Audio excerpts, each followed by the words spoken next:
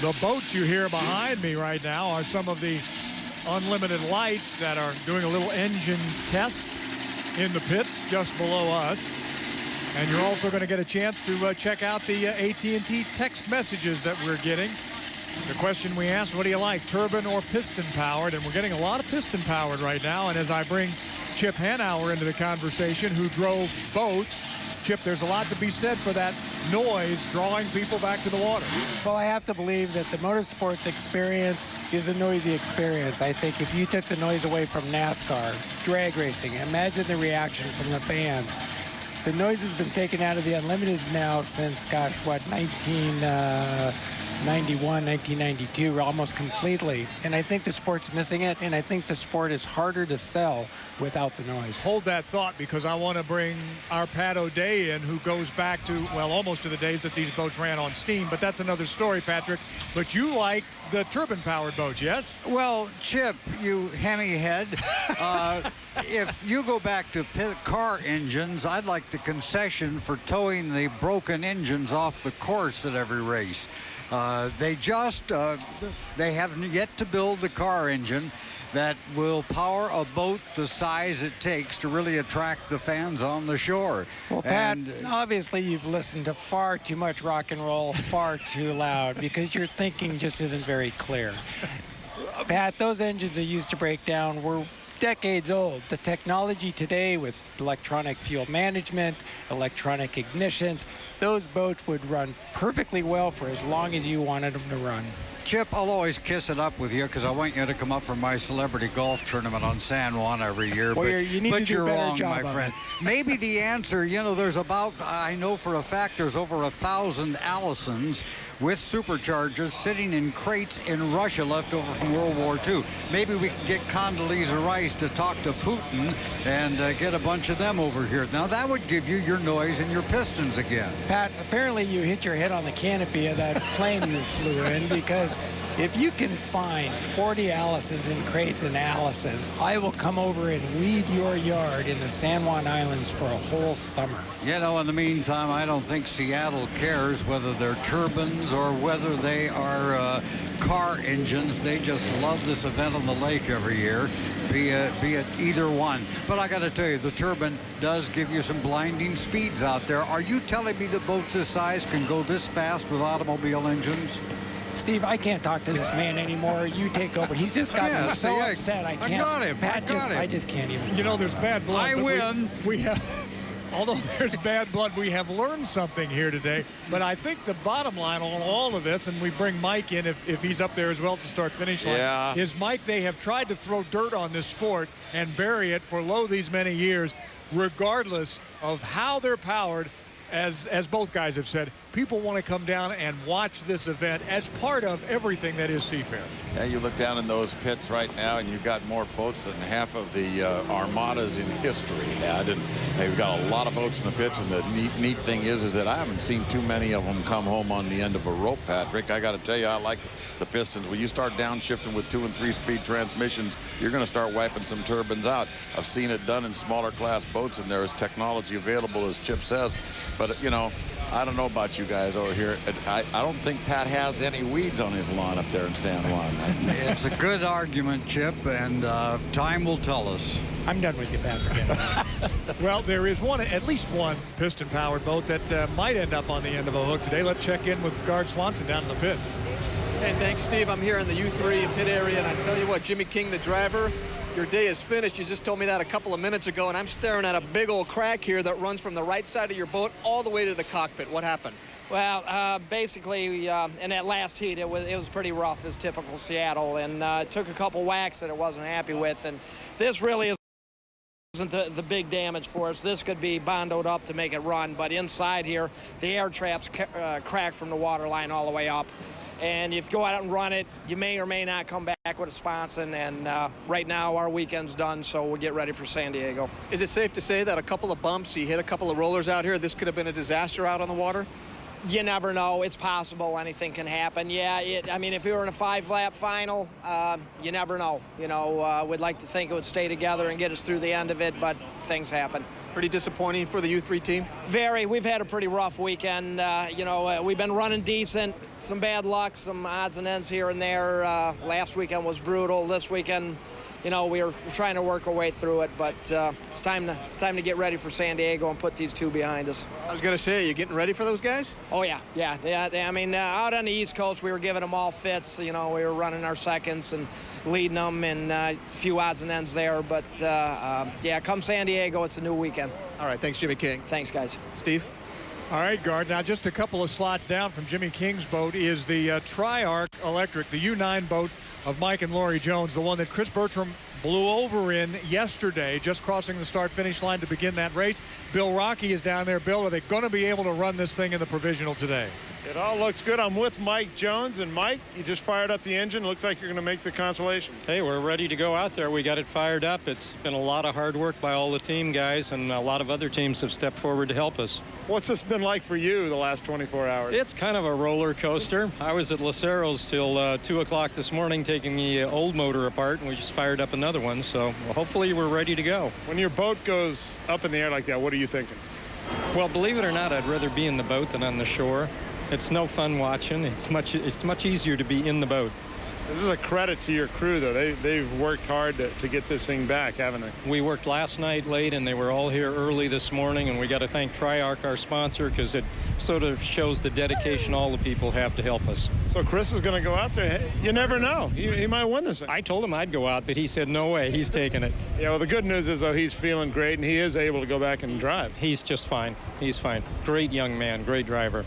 All right, Steve, the spirit's pretty high here with Mike Jones and his troops, and who knows? Hopefully they'll do well. Well, we're all hoping that because there's a lot of great people as part of that crew. And Chip, you can attest, a lot of these people are volunteers. They give all of this time to just be a part of their team, and to work that hard is really something. Well, one thing that's changed is there was more corporate sponsorship. When you think of Budweiser and Atlas Van Lines and Circus, there was more paid crew members. But when the national sponsorship went away, now we're relying more on volunteer and part-time people. These guys spend a lot of time away from their families. It's 5 nights a week. They do their regular job and they work at the boat shop till 1 or 2 in the morning. And my gosh, they're doing a great job making these boats work. When that boat was underwater like that, we know about the motor, but what about all the electrical connections? All those things have to be checked, right? That's the biggest problem when a boat gets wet is the electrical. It's really bad when it gets wet in the salt water because the electrical starts to corrode. But also when the boat's underwater, these boats are made of what they call honeycomb aluminum, which is 2 skins of aluminum with basic honeycomb tin foil in between. When it's underwater, it's under pressure, and you get salt water inside of that, and it starts actually eating away the boat. I sense that's not a good thing. Not a good thing. Not a good thing. You're on top of it, Steve. That's right. I'm a quick study. Well, we just, again, cleared the course from the Blue Angels and a terrific performance. All right, so we get a good look now at the places to watch the boats and the jets, and yes, they are loud, but that's just part of the drill. Back to the pits again, Gard Swanson with the Lake Ridge paving boat. They've had a few problems today, Gard. They have, but one guy's very excited, Greg O'Farrell. He's the first-time owner, first-year owner, and he's just terribly excited to get this thing going, and you're just happy to be here, aren't you? Yeah, we're having a lot of fun. Wish the boat was running a little bit better, but we'll go out and run the Constellation Heat and see what happens. But the main thing, we got a good bunch of guys here, and we're having fun. It can be frustrating at times, but we're learning. And thanks Seafair and Chevrolet for putting this together, and we'll see what happens here. Well, good luck. All right. Thanks, Garth. All right, Steve, back up to you. Gard, thanks very much. And we're all hoping the best for all of these drivers in the Provisional, which will be coming up in just a couple of minutes. The winner makes the final in this one, so there are a lot of boats that are looking to get up there with the big boys to race before the great crowd here at Seafair. We will be back with more Seafair on Sunday here on Lake Washington. Now here's an awesome driver profile brought to you by Novus, the windshield repair experts. J. Michael Kelly is back in the driver's seat for the 2007 season.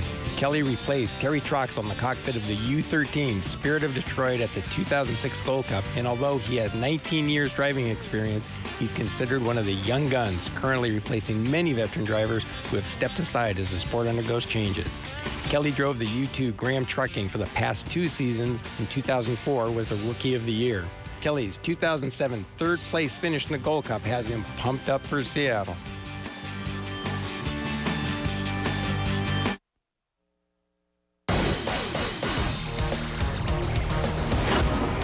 It is time for the provisional heat. Well, what does that mean?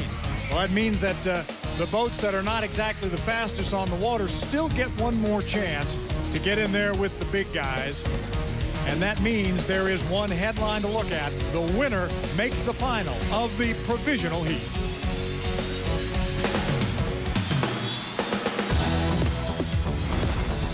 The provisional heat of the Chevy Cup at Seafair is brought to you by Johnsonville Brats. Enjoy the best taste on the grill. Flavor up with Johnsonville Brats.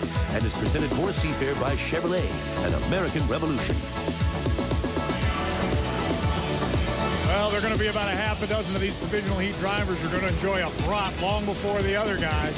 As you can see, the rundown, the Miss Red Dot, Procraft windows, the Formula boat, plumbing joint, Lake Ridge paving, and the Tri-Arc electric boat, that U9 that blew over yesterday. They're ready to go running just around 4 minutes before they're going to hit that start-finish line. And let's take a look at these drivers that will be testing their skills one more time today at least, beginning, Mike, with Nate Brown in the Miss Red Dot. Is this Nate Brown's last ride, or if he wins here, does he get one more? He says he's retiring after this Chevrolet Cup.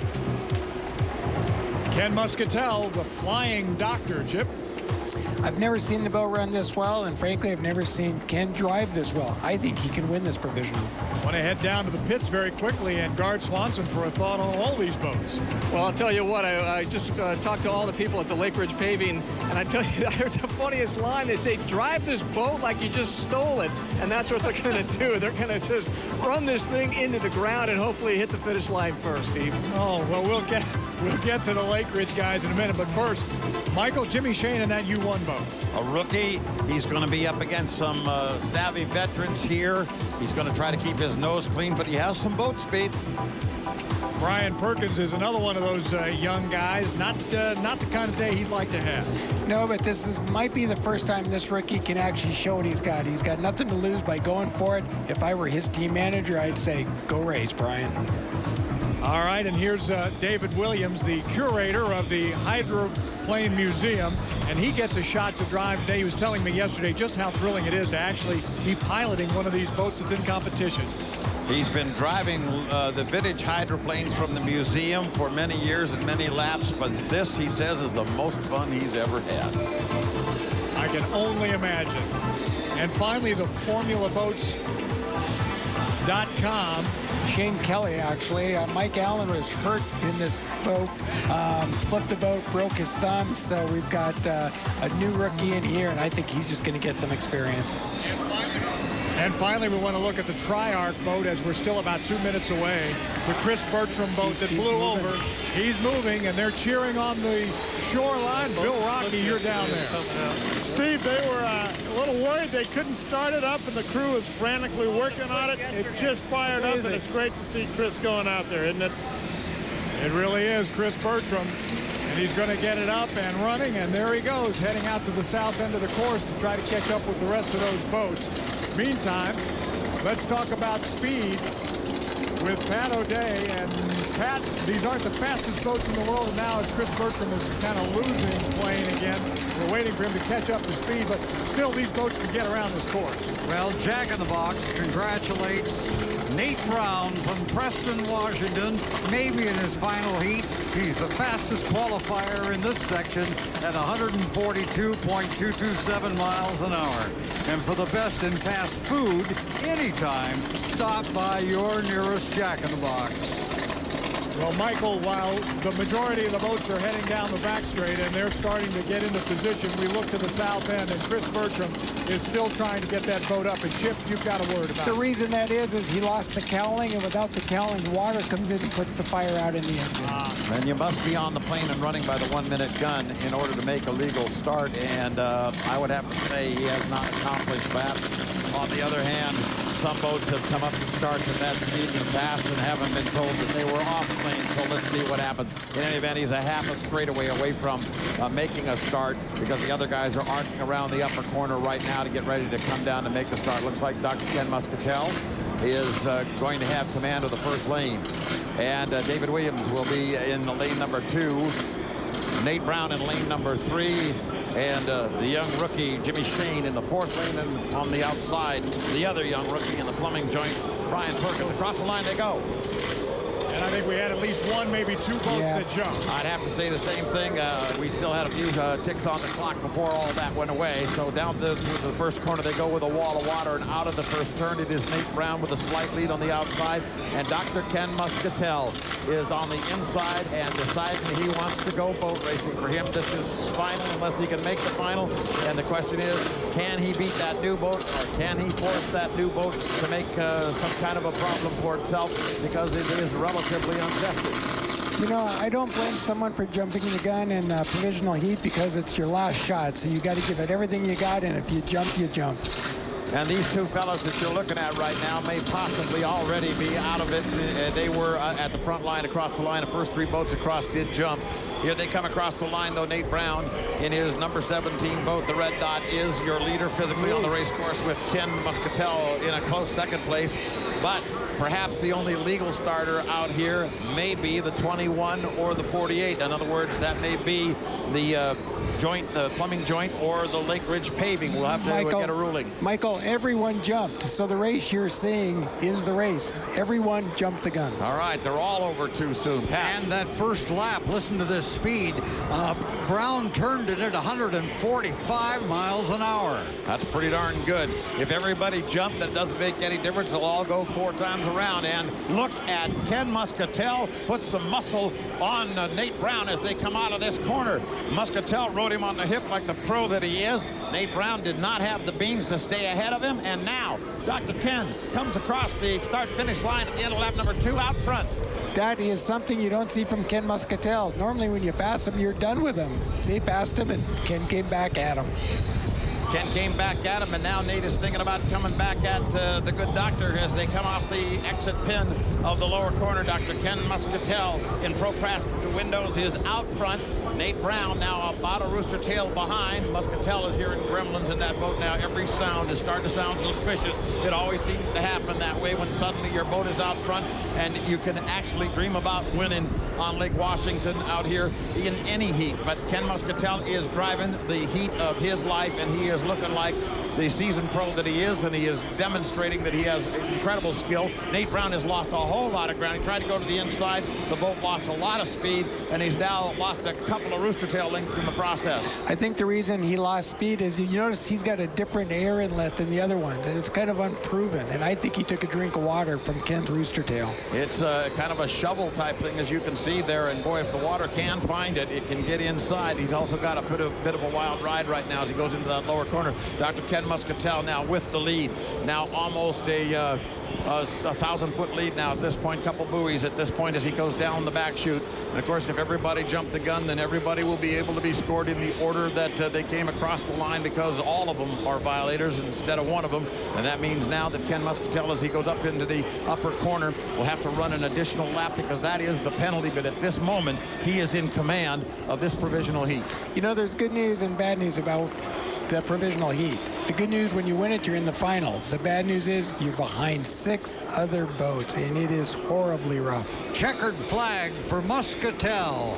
And he has some parts missing on the tail feathers there. He had some struts, so you can see one of them flapping around out there. The other one is bent up. Looks like, though, it's not going to matter to him because he's going to be able to make it. And this may be the goodbye checkered flag for Nate Brown. I don't buy it. I will bet you, Pat. You know, we got a lot of bets going there. I think we're going to see him in a boat again. Brian Perkins in the 21, the plumbing joint, pulls 3rd place. And here comes David Williams from the Hydroplane Museum with Lake Ridge Paving, and he finishes 4th, and Formula One is 5. You know, Chip, you and I were talking before the race ever started today about these young guys and what they have to demonstrate as they come up. This is an experienced race for each of these fellas.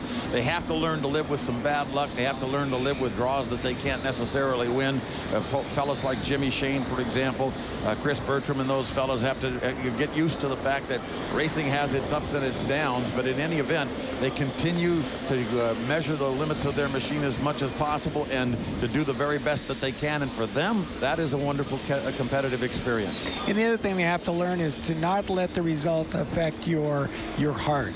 If you win a couple of heats, you can't feel you've got it handled, that everything's going to go your way. If everything goes bad and you have mechanical problems, you can never give up. You've got to keep a steady emotional state. Let's take another look at that start where everybody got on the wrong side of the law here. They were a little too quick, 2 seconds. Well, you see Lake Ridge is across real quick. Still a couple of seconds there. There goes Nate across too quick. There goes the 21 boat across too quick. And we're down to 1, and some other noses will come up. You know, Mike, I've been working with David Williams for the last 2 weeks. As you know, he's a museum curator. And I said that your first job is to do no damage. Like a doctor, the credo is first do no harm.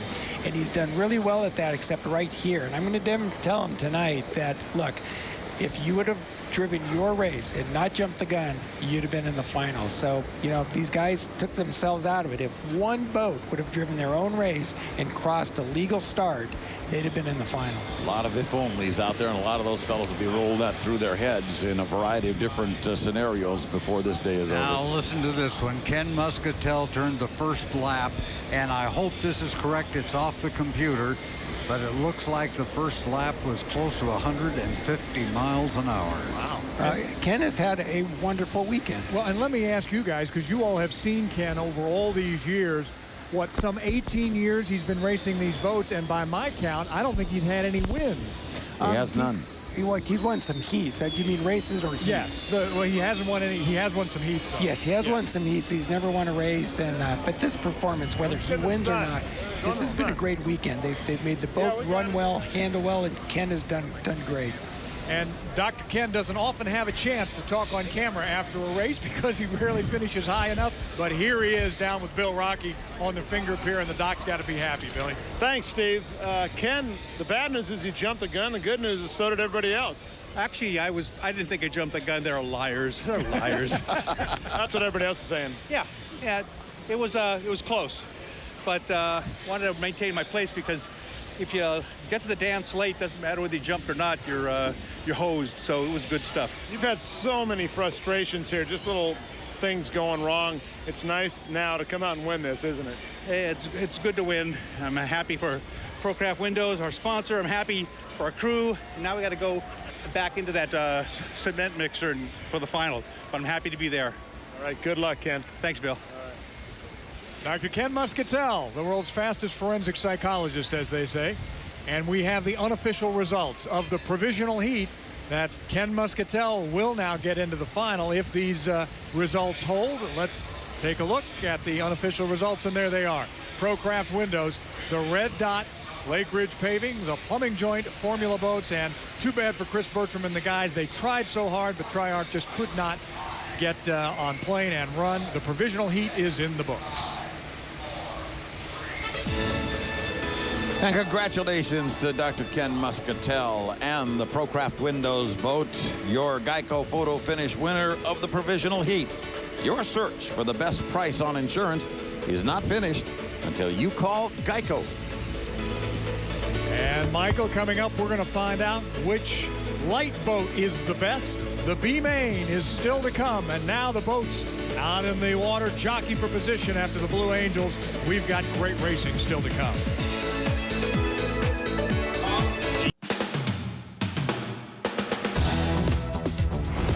The Unlimited Lights B Main is presented for Seafair by Graham Trucking. CDL Class A drivers wanted at grahamtrucking.com. And here is how we fill out all the boats to be running in the Unlimited Light final later today. The B main and the top 4 to finish will be in the final. You have the UL 62 boat, the IRS Enviro, the Boat Trader, Mako of Bremerton, Miss Graham Trucking, Venture Bank, and Atomic Screen Printing are your boats for the B main Again, the 4 top teams will join 4 others in the Unlimited Light Finals in just a couple of minutes. And it is our pleasure to introduce the voice of Unlimited Light hydroplane racing, John Lynch, who will call us the B-main today. Thank you, Steve. And as the boats are coming down slowly, this is a different starting procedure than the Unlimiteds do. At a minute 20, they must cross the start-finish line. That's where they establish their starting line lane. Also, boats that do not have superchargers start inside boats that do have superchargers. There are 2 blower boats in this heat. The UL-17, that's the Venture Bank with Dustin Eccles, and the orange boat, Michael Flaherty, and the BoatTrader.com. So, John, explain to us which of these boats is going to go to the Lights final. Top 4. Top 4. 4 of them. This was designed as an 8-boat final, but 2 boats have had to withdraw due to mechanical issues, including the UL-19, Ryan Mallow, who won a heat yesterday, but they're broken today and cannot run. But 4 boats will advance. It'll be an 8-boat final at 4:15. And John, those guys, unlike the Unlimiteds, get to run on the front row. They're not trailer boats. Absolutely, and it is 8 wide, designed on this race course. Now, the boat you're looking at there, that's Justin Eccles, a boat that came alive yesterday afternoon, the Venture Bank entry. That's a brand new Ron Jones Jr. boat that the Rick and Sean Bridgman team out of Olympia have acquired, and it's just now coming into its own. Should be very interesting in this heat. As you can see, we're down to 12 seconds to go until the start. All the lanes have been established. The 2 blower teams must stay in their lanes for 1 complete lap. As they come down for the start, Rod Bork in lane 1, and then next to him is Al Carstensen. Then trailing back is Charles Zadaro. On the outside, Michael Flaherty. As they head down towards turn number 1, it is Al Carstensen with the lead. Michael Flaherty coming up hard in second place, hard on the outside. Just like the Unlimiteds, the inside is worth a lot here, is it not? Absolutely, but not always worth everything. Right now, Al Carstensen says he was coming into this heat running with a handicap. They didn't have the best gear, but he's in the lead right now. And if he can hold it for 2.5 laps, he will be in the final heat. But he only needs to be in the top 4, and you can see them all getting together as they go down the back stretch. Going hard down that back stretch, you see Mark Eccles in that orange and blue boat. That is Dustin's father in a competing entry. He's gunning for the final heat in that boat, the Miss Graham Trucking. There's the Mako of Bremerton. That is Al Carstensen with the lead as they come down for the end of lap number 1. And it looks like officially Al Carstensen has jumped the gun, John. So that makes a great race for first, because the guys that were fighting for second are now fighting for the win. That is a 1-minute penalty against Al, so that means Michael Flaherty in the orange boat on the outside. That's the BoatTrader.com has the lead. Mark Eccles inside. He is in second. Then third place, you see Dustin Eccles. Rod Bork now has a chance at getting into the final heat, and there's one other boat going through there as well, so it's a real gaggle. You've got those 3 battling for the lead, and then back in fourth place, Rod Bork is, we're told Al Carstensen has a 1-minute penalty. Now, we talked about the blower. That's that thing right there on top of the engine. I wasn't fast enough to get a bit of blower. Does what for the horsepower? Absolutely, but it's a restricted supercharger to make it equitably competitive with the naturally aspirated teams. Al Carstensen with the lead, but in second place, and officially the lead on the start because of the 1-minute penalty against that boat is the UL6, so he does have a 1-minute penalty. So here's your leader, the orange boat, Michael Flaherty, BoatTrader.com. But it's the top 4 that will advance to the final. Second place, that's Dustin Eccles, the son, and inside of him is Mark Eccles, the father, in third. Back to the fourth place boat is Rod Bork. And then Charles Zadaro back in fifth place is Al Carstensen with a lead on the course, but he is 1 minute behind with that jump the gun penalty. Have you ever seen anybody make up that 1 minute, at least when they only have to be fourth? Is there a chance that Al Carstensen can still make the final? No. No, not a chance in this particular heat, not with this particular group unless a couple of boats went down. Al Carstensen's been passed by Michael Flaherty. Flaherty is the leader. Al Carstensen there, he has, in the Mako of Bremerton, a 1-minute penalty. Still driving hard now. Last year in that boat, it's been redone, but he was the second place finisher here. But there is your B main winner. It's Michael Flaherty. BoatTrader.com presents Baker Equipment Racing. And now the Eccles family, Mark on the inside, Dustin on the outside, are coming down to finish in second and third place in the Venture Bank, the white boat, and the orange and blue boat, the Miss Graham Trucking. Then fourth place. You know what I said about fourth place, about not being able to make that up? Well, Rod Bork is the fourth place boat if he gets around to the finish, and Charles Zadaro is fifth. But Rod Bork in the IRS Environmental Benz Electric, he's going to be able to finish. There is, you're crossing the line now, your 4th place boat in the B main. So 4 teams advance to the finals, and that would be the Eccles family, Mark and Dustin, plus the winner, Michael Flaherty, right there in the BoatTrader.com Baker Equipment, and Rod Bork in the Benz Electric. There's your 4 teams advancing to the 8-boat final. Now, Michael Flaherty, he's the defending champion here. Is that correct? He is the defending champion in the boat that is now driven by Kaylee Perkins. Interesting. Michael is returning to a supercharged boat. He first started in the series in a supercharged boat that is now part of the North American Challenge Cup series. But Michael and this team, this is the boat that had that devastating crash, nearly killed Kevin Aylesworth in San Diego 2 years ago. The Freedom Racing team rebuilt it. The Baker family, Bob and Kathleen, acquired this boat. Michael Flaherty came over to drive it, and now he's driven into the final heat. Now, you spoke of Kaylee Perkins. How many finals has she made? There's obviously a lot of interest in Kaylee. Does she tend to make the finals? She has been in the finals in both of her heats. She has 4 preliminary heat victories, looking for her first final heat victory. Anyway, Michael Flaherty, the beneficiary, actually Rod Bork, the beneficiary of Al Carstensen, jumping the gun at the start, was just over at the line. Now that blower we've been talking about, that's that piece of equipment right there. Now the boats without that blower, they take air just naturally in from the atmosphere, but that blower has some fans that actually suck the air into the engine. We're going to be rolling the start. Let's take a look at the restart, or at the start of this heat. We'll see Al Carstensen at 2, at 1. Oh, less than a second off. Al Carstensen tried to nail it, but you know, in Unlimiteds, they're traveling over a football field every second, and these boats aren't far behind at that speed coming down for the start, about 150 miles an hour. It's a tough thing to start, and Al missed it by that much. We're starting to see a trend as the day wears on and desperation shows in the Unlimiteds and the lights. We're starting to see some jump guns. Al Carstensen knew he was at a disadvantage equipment-wise going into it, but he wasn't at that big of a disadvantage. He would have been in the final. Tough break, but it's the first time out for this team. They've got to be encouraged with the development of that boat, which has a brand new cockpit, and you're well aware of the newer designs of cockpits as opposed to the older one that boat had. Much better visibility and better safety, and we're going to see a lot from that BCS team, the Mako of Bremerton. But tough break, Al Carstensen out for the final. As we look at Michael Flaherty, the winner of the B main, has got to get a toe in. That's hardly the way to celebrate. You'd like to come in to the cheers of all of your pit members and get ready to race in the big final coming up a little bit later. But particularly because it's only an hour and 20 minutes away. So he may have some fixing to do on that boat as they get ready to tie it up to one of the tenders here on site. And he'll get a tow back and eventually get back in and figure out what exactly went wrong. Maybe just shut the motor down. We don't know.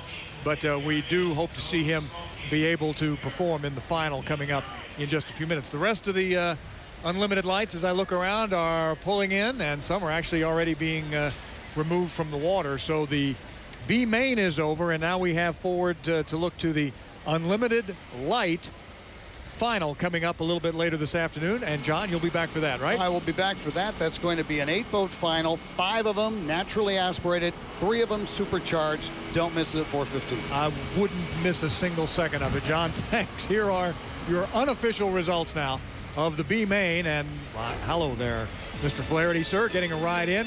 BoatTrader.com, Graham Trucking, Venture Bank, and IRS Enviro, the U62. Those are the 4 that will head in to the Unlimited Lights final coming up later this afternoon.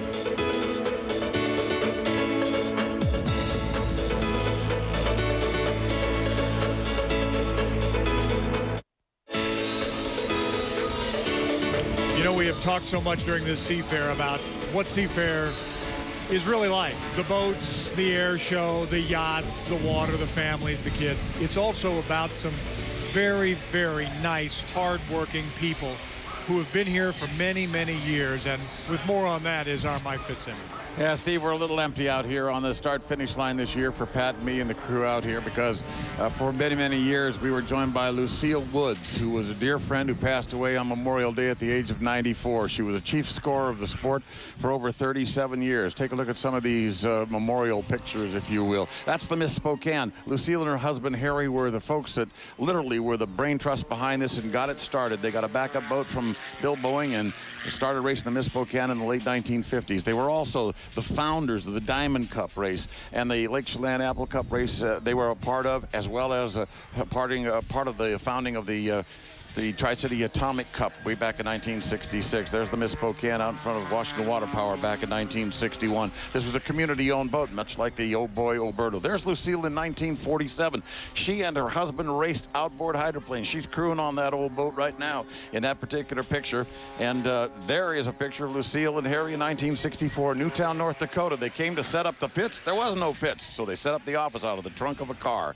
That was back in the old days. Here's Lucille in the 1950s here in Seattle on Lake Washington, possibly 1955 when the decision was made by the chief scorer. Guess what? Gale 5 wins on the basis of elapsed time. Lucille in San Diego, 1968.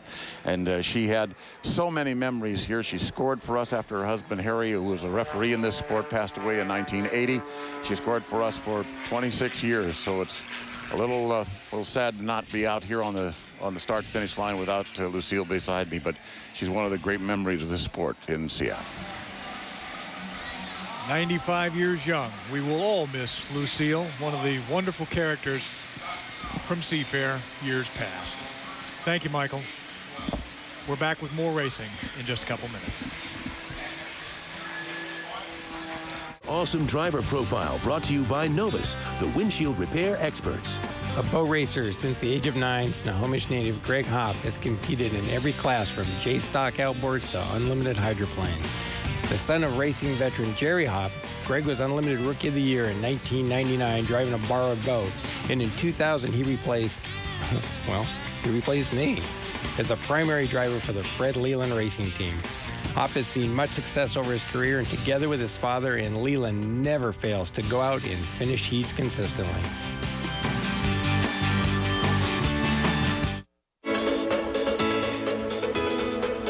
This is the view below our position here in the pits along Lake Washington. And the preparations continue as the G-boats are going to go out in just a few minutes. The Unlimited Lights are set for their final. And then at about 4:40, should all things stay the way they should stay with the Unlimited Lights, then at about 4:40, the Chevrolet Cup will be decided, the Unlimited Hydroplanes. There's the Graham Trucking GT boat, got to be considered one of the favorites to win the Unlimited Light Championship here today. Some of the pilots getting in right now. That's the X-Man, Vince Sidaro's boat. I like the umbrella, Chip. I think that's a nice look, don't you think, over top? I think the umbrella came from the car racers. When Formula One and IndyCar drivers get in their cars, they always have what they call umbrella girls holding umbrellas. So, I think these guys just kind of like that. Now, while that is a nice addition to the boat, there are some things that are essential to the boat, and you did a little looking at something called a skid fin, and I know a lot of people want to know what that is. Well, a lot of people think it's the rudder that turns a boat. Actually, in every other kind of boat, it's the rudder that turns, but actually in a hydroplane, it's not a rudder, it's the skid fin that really makes the boat turn. 15 seconds to 1 to the 5. What if I were to tell you that the rudder isn't what turns the boat? What if I was also to tell you that I think unlimited hydroplanes have become too easy to drive? Come with me and I'll try to explain. This is a standard skid fin that basically all the boats in the Chevrolet Cup are running. As you can see, it's a big piece of metal. What this does is actually turn the boat. The rudder rotates the boat. When the driver turns the rudder, the boat rotates. But without this big piece of metal, the boat would rotate and continue to go down the same course in the same direction. It's this big skid fin that when the boat is rotated, this fin goes perpendicular to the water and forces the boat to change direction. But let me show you what this skid fin looked like 20 years ago. This is the skid fin off of Bill Muncie's 1981 Atlas fan lines. Look at the size difference. Look at how much more area this skid fin has than this one. This meant that the driver had to actually back off the throttle to turn the boat because the fin was so small that if he turned it at full speed, the boat would try to skip across the water. I, for one, think the best way to get the driver back into the sport of unlimited hydroplane racing is abandon these big fins, go to something smaller. So as a driver, I believe that massive skid fin is simply making these boats too easy to drive. Driving one of these boats today, the driver never has to back off the throttle. He simply turns the steering wheel. I believe if we went to a smaller fin like the old days, the drivers would have to back out of the throttle and very delicately maneuver the boats through the corner, making the driver perhaps the most important component in this whole race boat. Very interesting. If you didn't know about skid fins, you do now. All that noise, that's the G-boats. They're heading out onto the course, and we'll be back with their exhibition and final in a moment.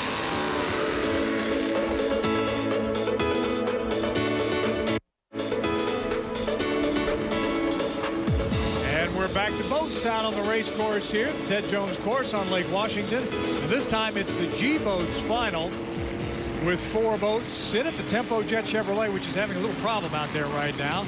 Festool Supply Northwest, the G24, and King and Bunnies. And with all the word that there is to talk about with respect to the G-boats, here again is our friend John Lynch. And looking forward to this final run in the North American Challenge Cup Series, the second event of the year for these teams. First one was at Montreal, Canada, about a month ago, and we have a 4-boat field. And as you see them coming through the turn, that is Cal Phipps in the G40, King and Bunnies. Then it's the Festool Supply Northwest with Jerry Hopp. Then out to Mike Ekert from Seattle in the G24, and on the outside, Dick Lynch in the Jet Chevrolet Tempo. And here they come down for the start. Looks like they all hit it at the start well. Mike Ekert jumping out to an early lead in this North American Challenge Cup Series final, but all of them are screaming right after him as they go into turn number 1. Now, what's a G? Bigger than an unlimited light. Bigger engine, bigger supercharger, turning faster, more horsepower. About a 1,600 horsepower engine in these boats compared to about 1,000 horsepower in the unlimited lights. Down the backstretch, that is Mike Ekert with the lead. Then it's Jerry Hopp and Cal Phipps are going deck to deck with the King and Bunnies and the Festool Supply Northwest, and they're closing the gap quickly on Mike Ekert, making it 3 wide going into the turn. Unfortunately, the Jet Chevrolet Tempo is going dead in the water as they go through turn number 2. It's 3 wide into the turn. Now the Jet Chevrolet trying to get going again, but they've been having electrical problems all weekend long. Here's Mike Ekert with Cal Phipps on the inside, and in the middle it's Jerry Hopp. It's all deck to deck to deck. Racing North American Challenge Cup Series style. Now, John, as I look at these boats out there, they don't look much smaller to me than the Unlimiteds. Are they smaller? Are they the same size as the Unlimiteds? They're a little bit. The largest one of the fleet out there is the Jet Chevrolet boat. It's 27.5 feet long, half a foot shorter than the minimum for the Unlimiteds. You know, I got into a real row with my friend Pat O'Day because he's kind of a turbine guy. Yeah. But these are making a lot of noise, even more noise than the lights, I believe. Plus, you take a look at the lines of this boat. Ron Jones Jr. built that boat. Ron Brown from Miss Budweiser fame has been the crew chief for Mike Ekert as they've been putting that program together. But look at Cal Phipps and Jerry Hopp right there with them in a battle here in the North American Challenge Cup Series style. One of the sad things for Cal Phipps is, thankfully to the King and Bunnies organization, they've moved his boat, the Unlimited Light, into the North American Challenge Cup Series. Had a beautiful boat owned by Milton Charlie Wiggins out of Alabama, but it broke after winning the heat last night and not able to run. There you see Dick Lynch from the Jet Chevrolet Tempo trying to get this boat up to a tempo. Meantime, Mike Ekert with a rooster tail length lead over Jerry Hopp and Cal Phipps as they go into turn 1. Mike Ekert, that's an old Unlimited, I shouldn't say old Unlimited driver, but he drove the old boy Oberto for a number of years. Matter of fact, he reminded me that up until last year, he ran the fastest old boy Oberto heat until Steve David broke his record last year. That's the bright orange boat out there, and as you said, it was prepared by Ron Brown, who really made the Budweiser team the dominant team that they were. And frankly, that orange boat out there, that is one of the most beautifully prepared race boats I have ever seen in any class. Well, Dick Lynch has got the Jet Chevrolet Tempo moving and running with Mike Ekert, but he is a lap behind. But Mike Ekert with that beautiful orange, black, and white boat. He's out of Seattle coming down and taking the flag. You've got all 4 of them there running together. And in fact, Dick Lynch cranks it up on the outside as they go across the line. Checkered flag is up, and Mike Ekrich will be the winner. Jerry Hopp will take second, Cal Phipps is third, and Dick Lynch will take fourth place in the first boat that was ever built specifically for this category, and that's that Jet Chevrolet built for Joe Fronheim and Phil Bonancini a couple of years ago.